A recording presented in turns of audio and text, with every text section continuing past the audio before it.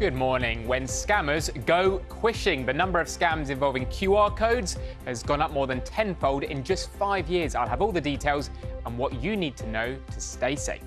We discovered a new word today, didn't we? Oh, yes. I was sorry, Quishing. I forgot. Quishing. Yeah, didn't know that. Never heard of it. Peter's going to explain. It's all to do with QR codes. And obviously, morning, Peter. Good morning. On the themes of phishing, PH. You've ruined my reveal. Oh, I'm so sorry. This is what happens when I don't read the auto cue. Well, it's Apologies. fine. I suspect you'll explain it in more detail. I'll have a good go. OK. Yes, a new word for everyone, quishing. We are talking about a big rise in scams targeting people scanning QR codes. And as I say, it has a name, quishing. I'm not entirely sure how we feel about that. It's short, as Naga suggests, for QR code phishing.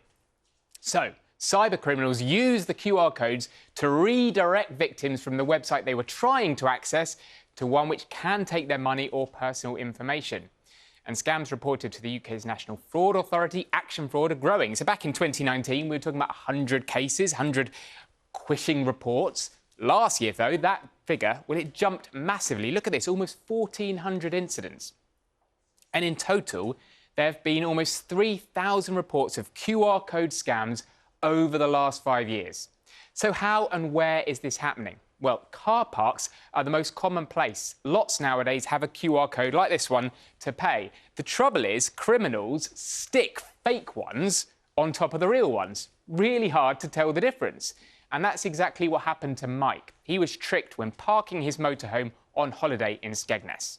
We noticed that, first of all, 90 pence had been taken off of our card, and then further down there was £39 taken off of the card, which we then queried. We have used QR codes before, but of course now we're very, very careful, and if we see a QR code, we make sure that it's not something that's been stuck on the board, so we do check. Now, one of the big car park operators, NCP, is actually considering removing QR codes. It says it checks its signs every day. Scammers, though, aren't just using car parks. They're using these QR codes in emails, adverts, on packages in the post, and even on restaurant menus. And according to Action Fraud, victims actually lost more than £4 million to these scams in 2023. So, what should we look out for to stay safe?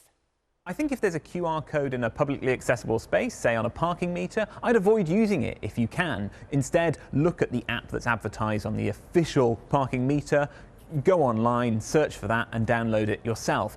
Don't take a QR code for granted. If you do have to use a QR code though, most apps allow you to preview the URL before you follow it. And so if it's not a URL that you're expecting, it's taking you to somewhere slightly dodgy or generic, then just ignore it completely. And if in doubt, just use other means. Scammers, they'll target a time when you're stressed, when you're rushed, and that is usually when you're at a parking meter. And so there will always be people trying to take advantage of you at your weakest point. And so I think we can expect these scams for a little while longer.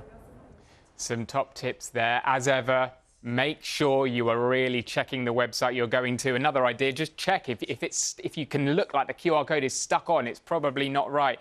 But Naga, Charlie, the fear is those numbers I was talking about, they could well just be the tip of the iceberg with this particular scam. New technology, and there's always a scammer who's just as smart as the technology to scam us. So we've got to be careful. Yeah. Thanks very much, Peter.